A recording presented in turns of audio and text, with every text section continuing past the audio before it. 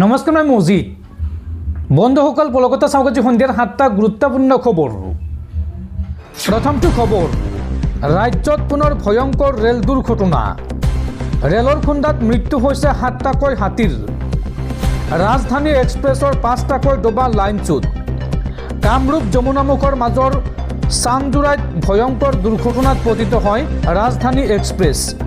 প্ৰথমপি প্ৰাণ ৰক্ষা হাজাৰ হাজাৰ যাত্ৰীৰ। সজাইত ভয়ংকৰ দুৰ্ঘটনাত পতিত ৰাজধানী এক্সপ্ৰেছ।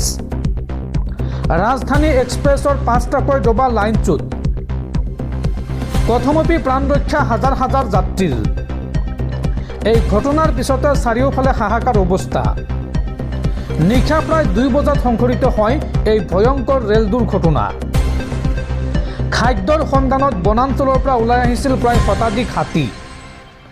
আৰু ৰাজধানী এক্সপ্ৰেছৰ খুন্দাত মৃত্যু হৈছে 7টাকৈ বন্য হস্তীৰ, যাৰ ফলত লাইনচ্যুত হৈ পৰে ৰাজধানী এক্সপ্ৰেছ। আৰু এই ভয়ংকৰ ৰেল দুৰ্ঘটনাৰ পিছতে বাতিল কৰা হৈছে কেইবাখনো ৰেলৰ চলাচল। পৰৱৰ্তী খবৰ, বিজেপিৰ আপত্তি নাকচ কৰি কংগ্ৰেছে গৃহীত কৰিলে বিধেয়ক। এতিয়াৰ পৰা কোনো ব্যক্তি বা নেতাই ঘৃণামূলক ভাষণ দিলেই 10 বছৰ পৰ্যন্ত হ'ব জেল।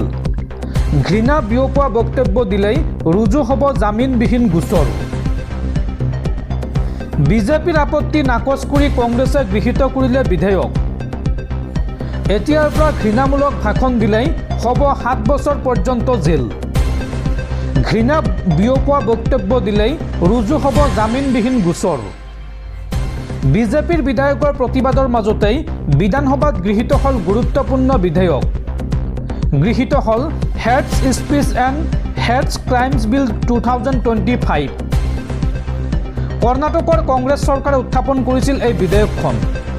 আৰু এই পদক্ষেপক গণতন্ত্ৰৰ কণ্ঠ ৰুদ্ধ কৰাৰ প্ৰয়াস বুলি দাবী বিজেপিৰ। আৰু এই আইনৰ অধীনত দোষী প্ৰমাণিত হ'লে 10 বছৰ পৰ্যন্ত জেল আৰু 1 লাখ টকাৰ জৰিমনা হ'ব পাৰে। ঘৃণামূলক ভাষণ ৰোধ কৰাৰ বাবে অনা হৈছে এই বিধেয়ক। কোনো ব্যক্তি বিশেষ দল সংগঠন ৰাজনৈতিক নেতাই এতিয়াৰ পৰা বিয়পাব নোৱাৰিব ঘৃণা।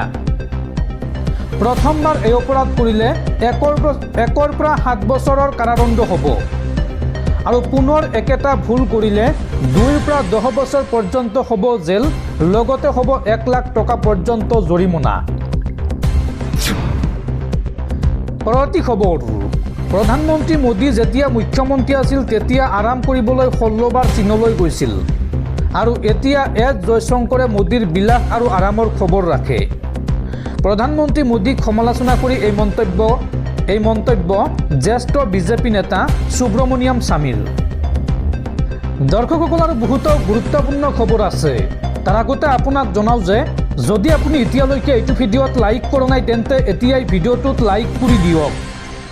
আৰু এনেকুৱা ধৰণৰ ভিডিঅ'সমূহ নিতৌ চাবলৈ চেনেলটো ছাবস্ক্ৰাইব কৰি কাষত থকা বেল আইকনটো প্ৰেছ কৰি ৰাখক। পৰৱৰ্তী খবৰ, আপোনাৰ ঘৰত বাইক বা 4চকীয়া বাহন থাকিলে সাৱধান। এটা মাত্ৰ সৰু ভুলৰ কাৰণে আপুনি ভৰিব লাগিব 25,000 টকা পৰ্যন্ত জৰিমনা, লগতে হ'ব পাৰে 3 বছৰ পৰ্যন্ত জেল। যান বাহন চলাচলক লৈ ৰাজ্যত আহি গ'ল নতুন নিৰ্দেশনা। এই নিৰ্দেশনাত কি নিয়ম মানি চলিব লাগিব চাওঁ আহক। শীঘ্ৰেই আপডেট কৰি লওক আপোনাৰ যান বাহনৰ নথি পত্ৰ, অন্যথা ৰাজপথত ভৰিব লাগিব 10,000 টকা পৰ্যন্ত জৰিমনা। যান বাহন চলাচলক লৈ ৰাজ্যত আহি গ'ল নতুন নিৰ্দেশনা। সুৰাপান কৰি গাড়ী চলালে 10,000 টকাৰ জৰিমনা ভৰিব লাগিব, লগতে 6 মাহৰ জেল হ'ব। পুনৰ একে ভুল কৰিলে 15,000 টকাৰ জৰিমনা আৰু 2 বছৰ পৰ্যন্ত হ'ব জেল। ছিট বেল্ট ব্যৱহাৰ নকৰাকৈ গাড়ী চলালে 1,000 টকাৰ জৰিমনা ভৰিব লাগিব।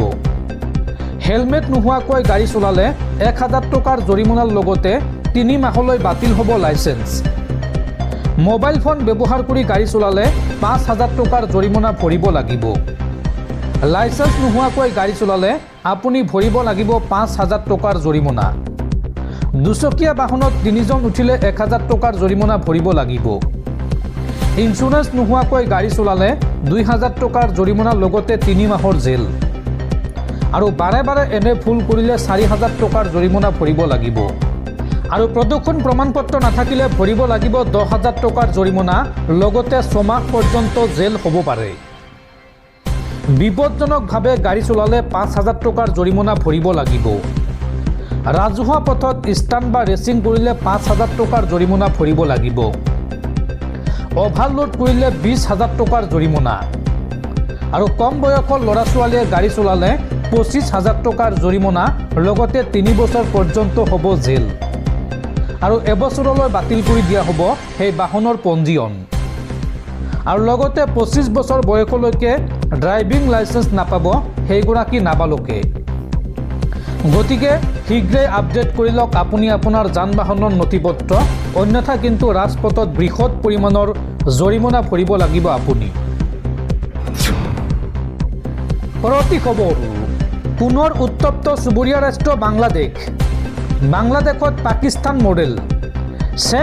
শ্বেখ হাছিনাক অপসাৰণৰ পাছতে বাংলাদেশত বিৰাজ কৰিছে ব্যাপক অৰাজকতা। হিন্দুৰ ওপৰত অত্যাচাৰ আৰম্ভ কৰি এখন ধৰ্মান্তৰ ৰাষ্ট্ৰ গঠনৰ কুচকাৱাজ চলিছে পাকিস্তানৰ তত্ত্বাৱধানত। অৰ্থনীতি বিপৰ্যস্ত, নিবনুৱাৰ ভিৰ বৃদ্ধিৰ মাজতে তদাৰকী চৰকাৰৰ হাতৰ পৰা দেশখনৰ নিয়ন্ত্ৰণ পাকিস্তানৰ মৌলবাদীয়ে নিজৰ হাতলৈ নিছে। আৰু এই মুহূৰ্ততো জ্বলি আছে চুবুৰীয়া ৰাষ্ট্ৰ বাংলাদেশ। ইতিমধ্যে ভাৰত বাংলাদেশ সীমান্তত কটকটীয়া কৰি তোলা হৈছে নিৰাপত্তা ব্যৱস্থা। পৰৱৰ্তী খবৰ, শীঘ্ৰেই জামিন পাব পাৰে জুবিন গাৰ্গৰ মৃত্যুৰ গোচৰৰ অভিযুক্তই। 22 ডিচেম্বৰলৈ জামিন লাভ কৰিব পাৰে জুবিন গাৰ্গৰ 2 দেহৰক্ষীয়ে। শীঘ্ৰেই জামিন পাব পাৰে জুবিন গাৰ্গৰ মৃত্যুৰ গোচৰৰ অভিযুক্তই। 22 ডিচেম্বৰলৈ জামিন লাভ কৰিব পাৰে জুবিন গাৰ্গৰ 2 দেহৰক্ষীয়ে। নন্দেশ্বৰ বৰা আৰু পৰেশ বৈশ্যই ডেফল্ট বেইল লাভ কৰাটো প্ৰায় নিশ্চিত। তেওঁলোকৰ বিৰুদ্ধে নাছিল হত্যাৰ ধাৰা, ধন লেনদেনৰ ধাৰাহে আৰোপ কৰা হৈছিল এই 2 দেহৰক্ষীৰ বিৰুদ্ধে। আৰু সেই ধাৰাৰ বিপৰীতে 60 দিনৰ ভিতৰত চাৰ্জশ্বিট দাখিল হ'ব লাগে। কিন্তু তেওঁলোকৰ বিৰুদ্ধেও 84 দিনত দাখিল কৰিছিল অভিযোগনামা। আৰু জামিন আবেদন কৰাটো যিহেতু সংবিধান প্ৰদত্ত অধিকাৰ সকলোৰে, সেয়েহে আইন সেৱা প্ৰাধিকাৰীয়ে নিযুক্ত কৰা অধিবক্তাই জামিন আবেদন কৰাটো স্বাভাৱিক।